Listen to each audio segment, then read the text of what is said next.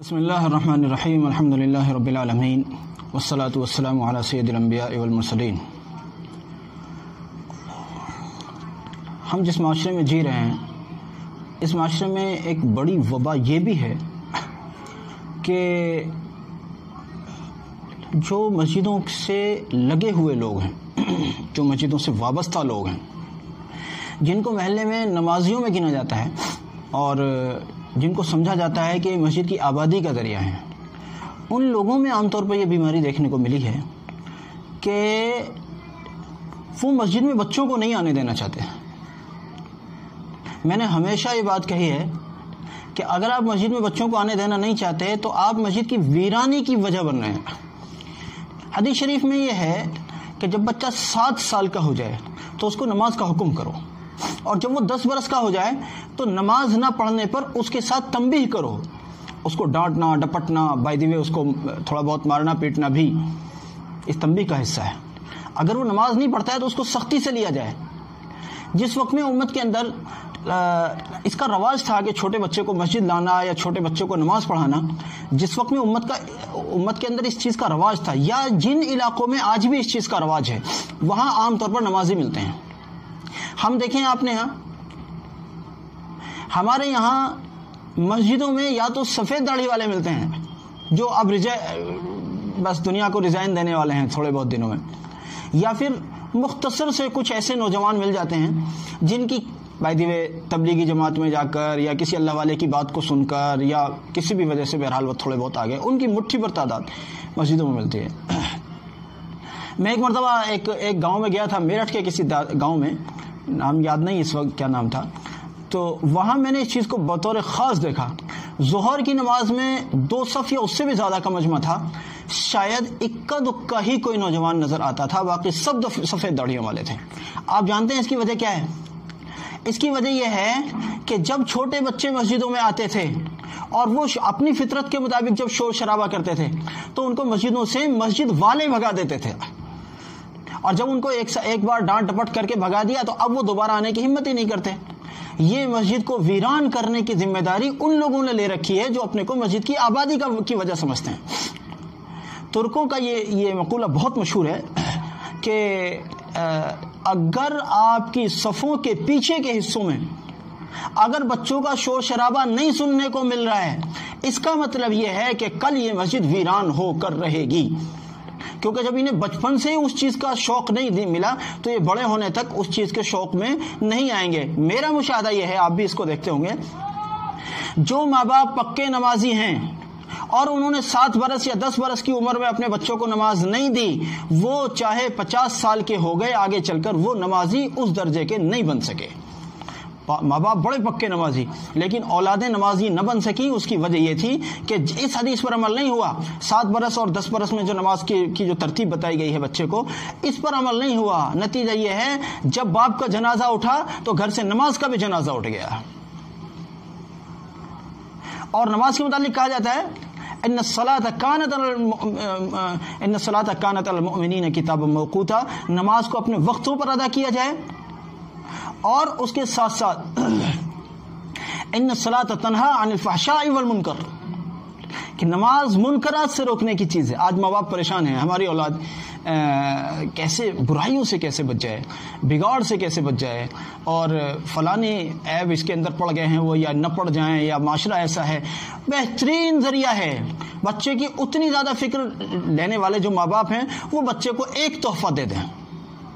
قرآن کی زبان میں، وہ انشاءاللہ رک جائیں گے ان عیبوں سے جن کے متعلق ڈرا جا رہا ہے کہ کہیں ہمارے بچوں میں یہ عیب نہ پڑ جائے، معاشرے کی خراب عادتیں نہ آ جائیں۔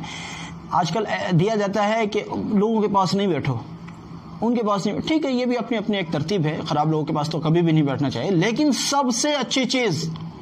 جس کا اعلان قرآن نے کیا ہے کہ نماز بے حیائی اور برائی کے کاموں سے روک دیتی ہے۔ بچوں کو نماز دے دو، وہ انشاءاللہ رک جائیں گے برائیوں سے۔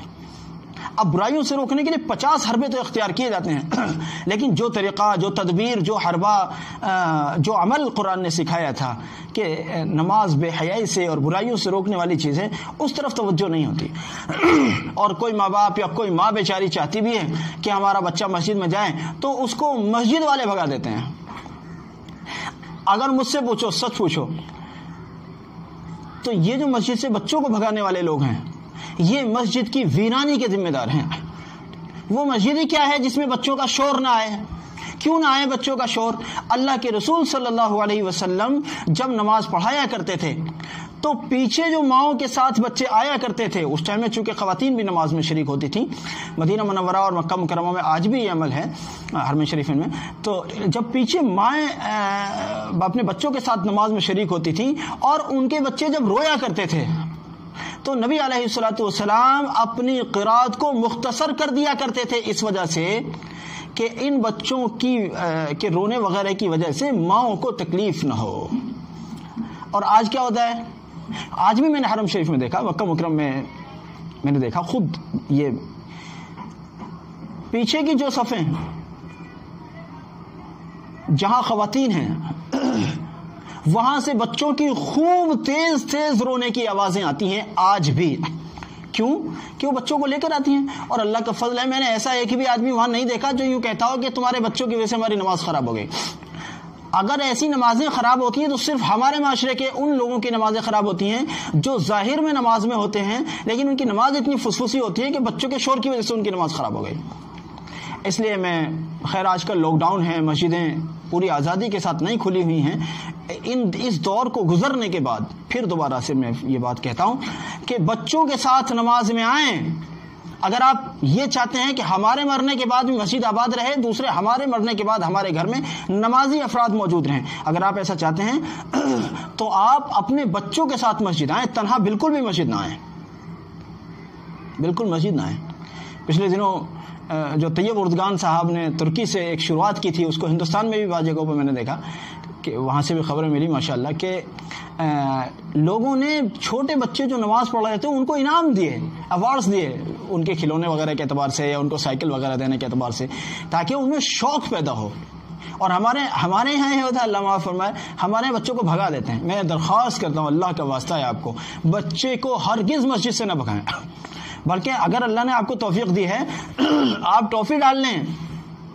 اور جب بچے مسجد میں آئیں ان کو ٹافی دیں تاکہ وہ اگلے ٹائم بھی آئیں، اگلے ٹائم ان کو شوق لگے، ارے اس مسجد میں تو بڑی ٹافی بڑھتی ہے۔ اب وہ اگر شور مچاتے ہیں تو یہ تو مچائیں گے ہی، یہ تو بچے ہیں، بچوں کا تو کام ہی شور مچانا ہے، بوڑھے تھوڑی ہو گئے کہ بوڑھا آدمی ایسا ہوتا ہے وہ بیچارہ ایک جگہ سکون سے بیٹھ جاتا ہے۔ اب آپ سمجھتے ہیں بچے بھی بوڑھے پیدا ہونے لگے، ایسا نہیں ہو سکتا۔ ہر آدمی اپنی فطرت پر ہوتا ہے، بوڑھے آدمی سے کہنے لگو تم شور مچاؤ تو ایسا بھی نہیں ہوگا، اور بچے سے کہنے لگو سکون سے بیٹھ جاؤ، ایسا ہو ہی نہیں سکتا۔ کہتے ہیں بچہ اور بندر اگر سکون سے بیٹھا ہے تو بیمار ہے،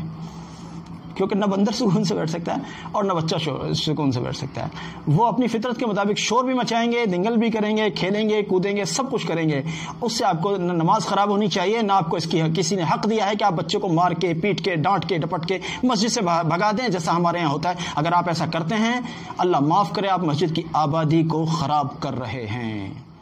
اللہ مجھے بھی سمجھ دے، آپ کو بھی